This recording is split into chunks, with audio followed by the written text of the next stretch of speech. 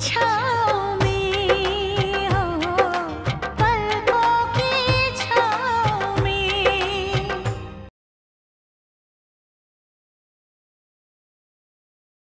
मैं अपने आप को इस घर से पूरी तरह अलग करता हूं।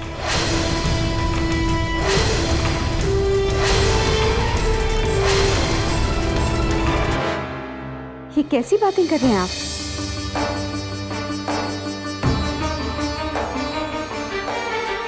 इस घर से, इस परिवार से आप खुद को अलग होने की बात कर रहे हैं? तो क्या करूं? जब इस घर में मेरा मान सम्मान कुछ नहीं है, जब इस घर का हर आदमी मेरे फैसले के खिलाफ है, तो बेहतर यही तो है कि मैं खुद यहां से अलग हो जाऊं। बिल्कुल गलत बात कर रहे हैं आप। इस घर में कौन ऐसा है जो आपका मान सम्मान नहीं करता? इस घर में आपकी मर्जी के खिलाफ एक पत्ता भी नहीं हिलता है। सही हो या गलत हो, आपकी कोई भी बात कभी भी किसी ने टाली है? नहीं, सब बड़े हो गए हैं, बहुत बड़े, बहुत समझदार। तो संभालिए आप लोग इस घर को, इसको रखिए, बनाइए, तोड़िए, और आग लगाना है आग लगाइए, लेकिन मेरा अब इस घर से कोई ताल्लुक नहीं है। मैं इस घर की जिम्मेदारी से अपने आप को अलग करता हूं। कम से कम कल को ये कहने वाला तो कोई नहीं मिलेगा कि मैं इस घर की बर्बादी होते देखता रहा और मैंने कुछ नहीं किया।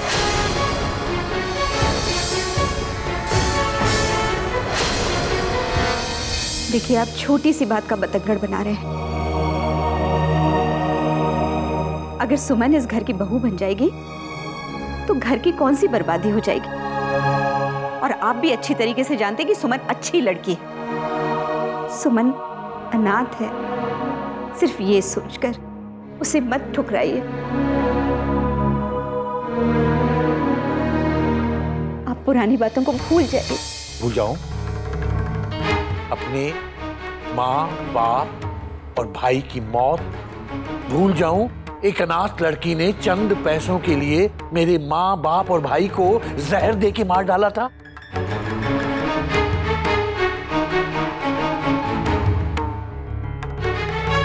मैं एक दुश्मन को अपना सकता हूं, लेकिन एक अनाथ को नहीं। इनका कोई दीन, कोई ईमान, कोई धर्म नहीं होता।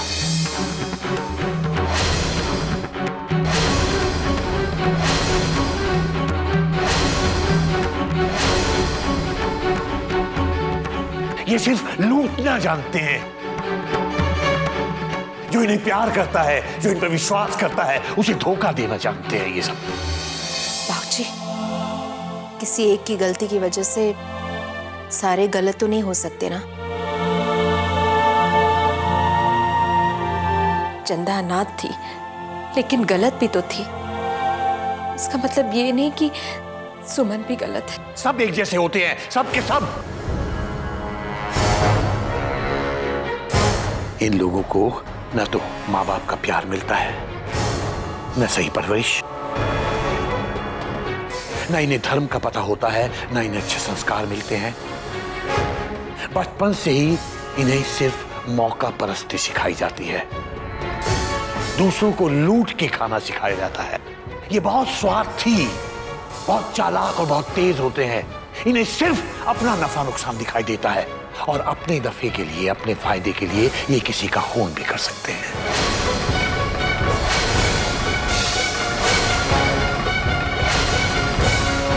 पहले तो वो अनाथ चंदा,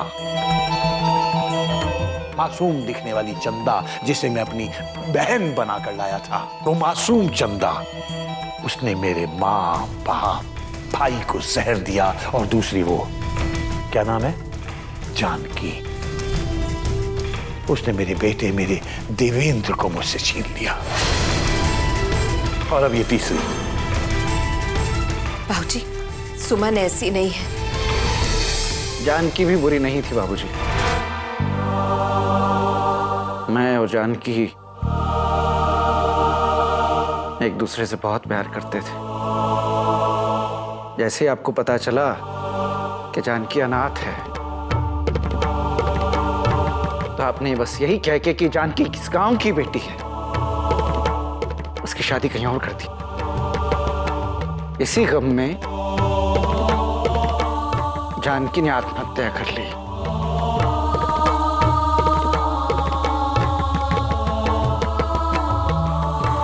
जानकी ने मुझे आपसे नहीं छीना है। आपने जानकी की जिंदगी को छीना है और मुझसे जानकी को।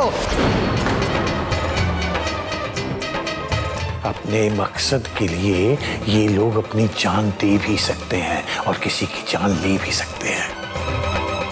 जीते जी वो तुमको मुझसे नहीं छीन सकी, तो मरकर उसने तुमको मुझसे छीन लिया। आखिर छीन तो लिया ना उसने।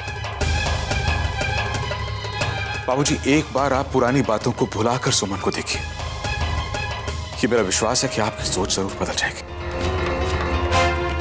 इस जन्म में तो नहीं बदलेगी त्रिभुवन। मेरे मरने के बाद तुम लोग जो चाहे करना, लेकिन मेरे जीते जी ये अनाथ लड़की इस घर की बहू बन के नहीं आ सकती।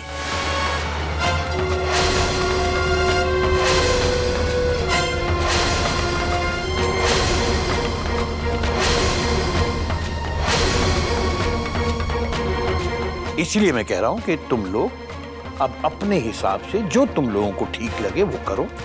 बस मेरा अब इस घर से कोई ताल्लुक नहीं है। मुझे मुक्त कर दो।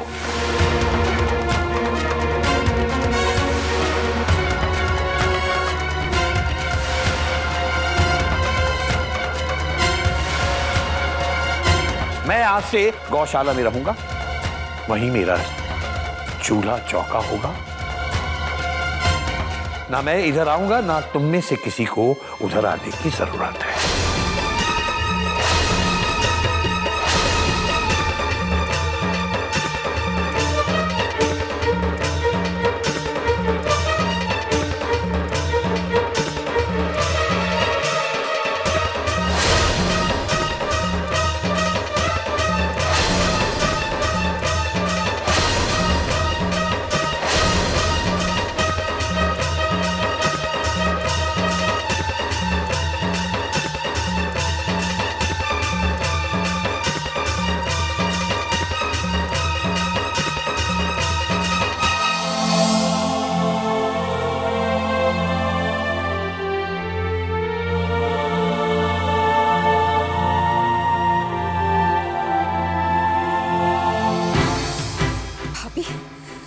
भाभी, ये क्या अनर्थ करवा दिया आपने।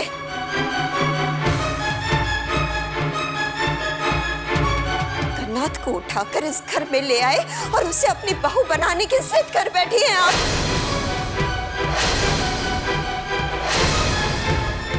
आप जानते हैं ना कि हमेशा से इस घर में अनाथ के कदम कितने अशुभ रहे हैं।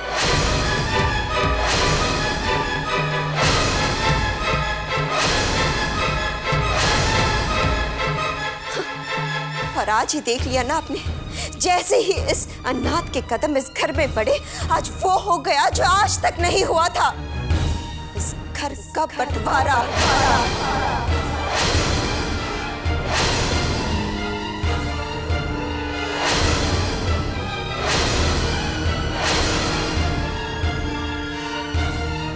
देखा ना आपने, देखा ना किस तरह बाबूजी ये घर छोड़ के चले गए सिर्फ आपकी जिद की वजह से।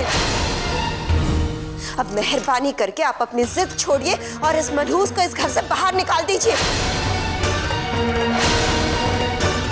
वरना इस घर का सर्वनाश होने से कोई नहीं बचा पाएगा, कोई नहीं। विद्या, चुप हो जा, चुप हो जा। वाह अम्मा जी वाह, आपकी तो बस आदत हो गई है मुझे चुप करवाने की और भाभी को शय देने की। मेरी सच्ची बात आपको कड़वी लगती है, लेकिन भाभी की वजह से बाबूजी का जो दिल दुखा है, इस घर का बंटवारा हुआ है, वो नहीं दिखता आपको। विद्या, मैं फिर तुझसे कह रही हूँ, चुप हो जा। क्यों चुप हो जाऊं? मैं चुप नहीं रहूंगी अम्मा, मुझे भी बोलने का पूरा अधिकार है। आप भले ही मुझे पराई समझती हो, लेकिन आज भी अभी भी मैं इस घर को अपना समझती हूँ और इस घर की बर्बादी होते देखकर मैं चुप नहीं रहूंगी अम्मा।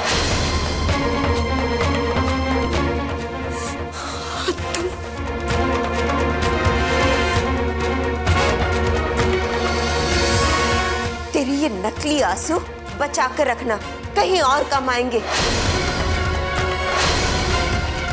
मन में तो लड्डू फूट रहे होंगे ना।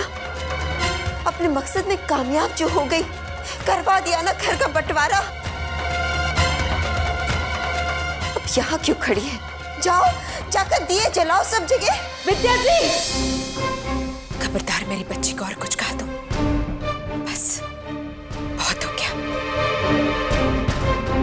ठीक है, कुछ नहीं कहूंगी, लेकिन याद रखिएगा, ये अनाथ जिसे आपने अपनी बेटी मान के रखा है ना, एक ना एक दिन इस घर का सर्वनाश करके रहेगी।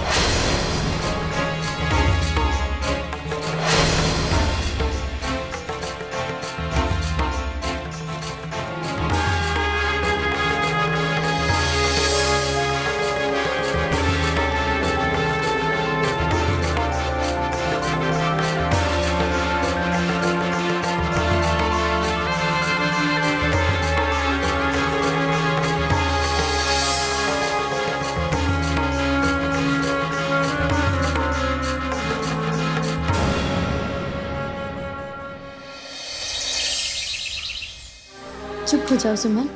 देख सुमन, दादाजी ने वो सब गुस्से में कहती, वो दिल के बुरे नहीं है। बहुत गलत हुआ है उनके साथ जिंदगी, शायद इसीलिए उनकी सोच बदल गई।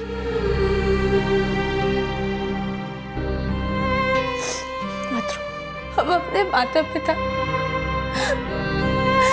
जिनकी हमें कोई याद भी नहीं है, उनकी कसम खाकर कहते हैं,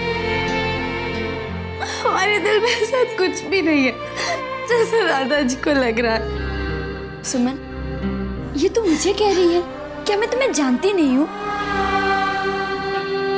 हम खुदगर्ज नहीं हैं, हमें किसी चीज की लालच नहीं है, और हम किसी को किसी से छीनना भी नहीं चाहते।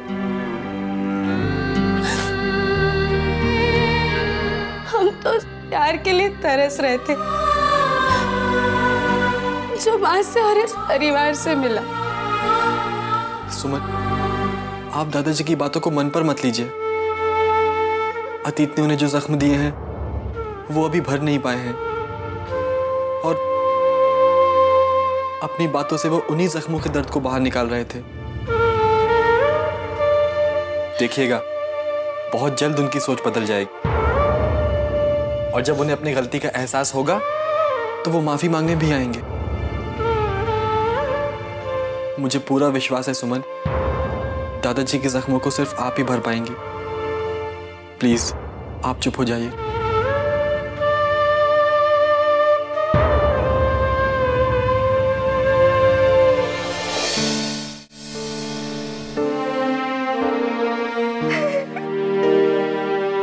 कब तक आंसू बहाओगी अम्मा? आंसू बहाते बहाते उम्र गुजर गई आपकी।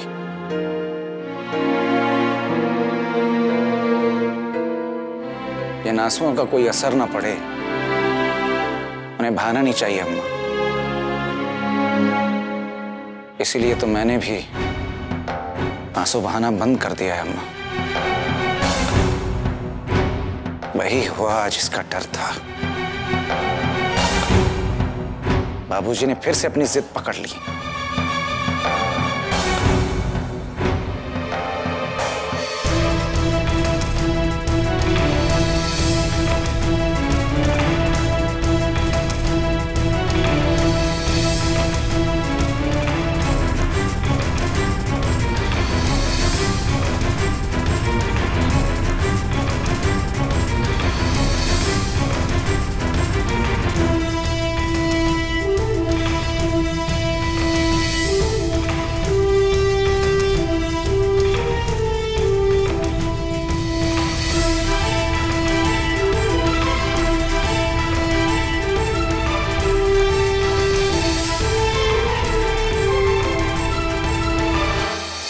समझ में नहीं आ रहा मैं क्या करूं। मुझे उस मासूम बच्ची को नहीं अपनाना चाहिए था।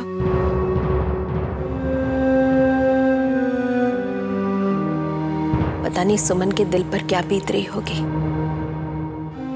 विद्या ने बिल्कुल ठीक कहा, सब कुछ मेरी वजह से हो रहा है। नहीं भाभी, आपने कुछ गलत नहीं किया है। देवर जी, मेरी वजह से तो ये सब गलत हो रहा है। मेरी वजह से उस लड़की को अपमान होना पड़ रहा है।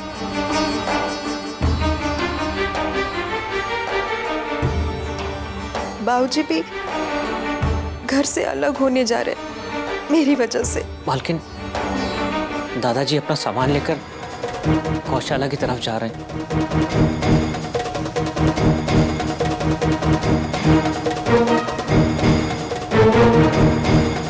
हे भगवान, न जाने कौन सी अनहोनी होने वाली है अब इस घर में।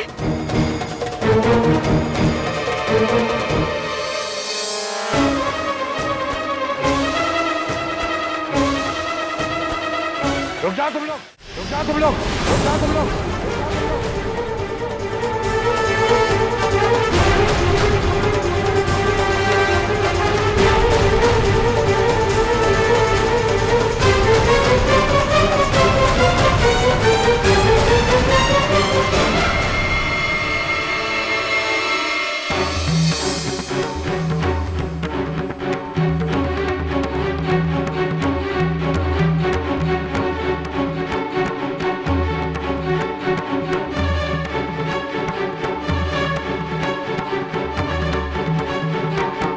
आज से हम लोगों के बीच में ये एक लक्ष्मण रेखा खींच दी गई है।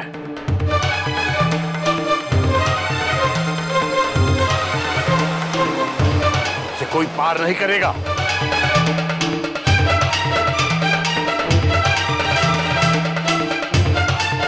अगर किसी ने इस लक्ष्मण रेखा को लांघने की कोशिश की